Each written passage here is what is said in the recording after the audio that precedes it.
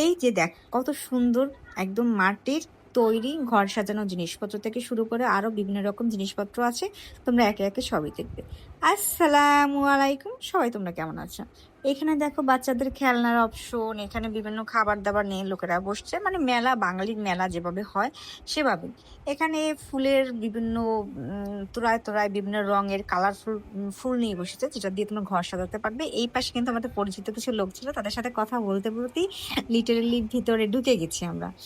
যাই হোক, এখানে দেখো বাচ্চাদের খেলনার অপশন অনেক ছিল। বাচ্চারা তো যে দোকানে ঢুকবে সেখানেই কিনবে। এইটা আমাদের আরেক পরিচিত প্রিয়জনদের সাথে যাদের দেখা হয়ে গেল, তার সাথে কথা বলতে বলতে ভেতরে ঢুকছি, ওরা সামনে। এর পরের ভিডিওতে আমাদের আর একসাথে দেখা যাবে না, কারণ যে যার মতো ঘুরে বেড়াচ্ছে, পিক তুলছে।